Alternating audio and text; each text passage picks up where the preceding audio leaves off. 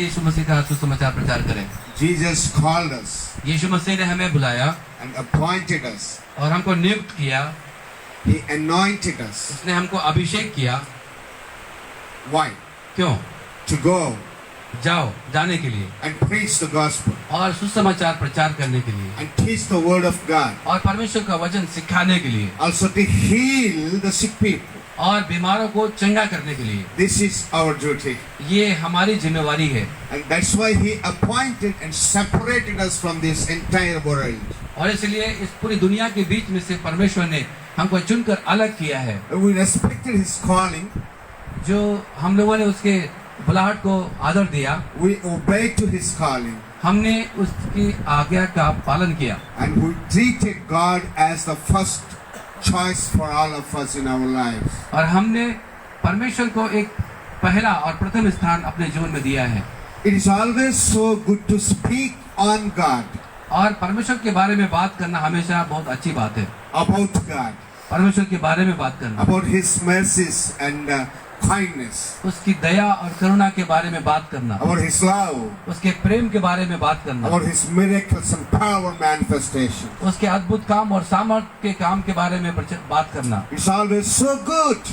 ये बहुत अच्छा है He is so good God. क्योंकि हमारा परमेश्वर बहुत ही अच्छा है And God is a God of blessings. और हमारा परमेश्वर आशीषों का परमेश्वर है। It is so hard to understand about God ये इतना कठिन है परमेश्वर की पूरी बातों को and समझना, how he works in our lives and how he goes with us. वो किस प्रकार हमारे जीवन में काम करता है, किस प्रकार वो हमारे साथ साथ चलता है। It is very difficult to understand often, कभी कभी ऐसा हो जाता है कि हम समझ नहीं पाते हैं, but it is understandable as we walk with him in the future. लेकिन जब हम अपने आगे के जीवन में उसके साथ साथ जब हम चलने के लिए कोशिश करते हैं तो हम उनकी बातों को समझ पाते हैं He will mostly be understood.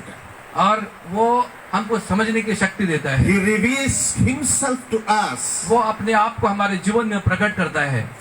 God is a God of blessings. हमारा परमेश्वर आशीषों का परमेश्वर है। Before he blesses us, इससे पहले कि वो हमें आशीष दे, he speaks to us particularly. वो हमसे व्यक्तिगत रूप से बात करते हैं And he makes some promises to us. वो हमसे कुछ वायदा करते हैं। Promises?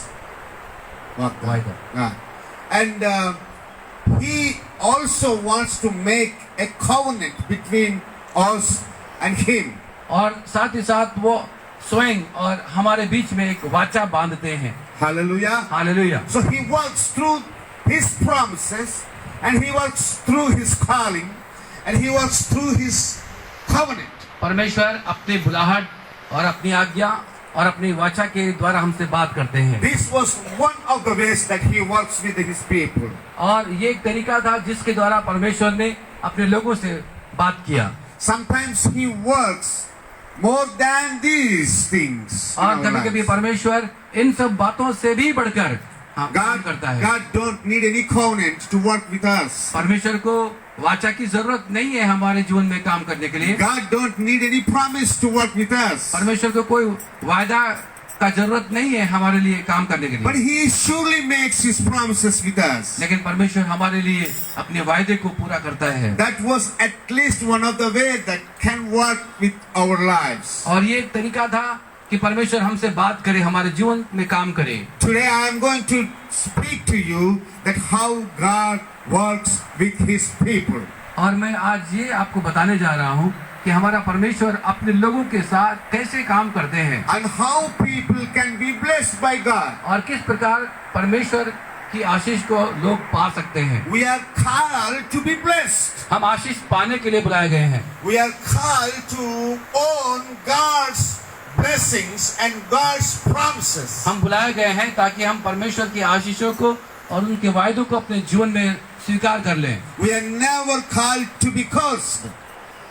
हम श्राप पाने के लिए नहीं बुलाए गए हैं। We are the blessed people. हम लोग आशीष पाए हुए लोग हैं। One prophet was saying while he was seeing God's people, Balaam, बालाम जो है वो जब परमेश्वर के लोगों को देखकर ये कह रहा था, Balak was forcing Balak was forcing, the king Balak was forcing to the prophet Balaam to curse his people. और राजा बालाक जो थे वो राजा नबी बिलाम को दबाव दे रहे थे कि वो परमेश्वर के लोगों को श्राप दे। Now he said that they were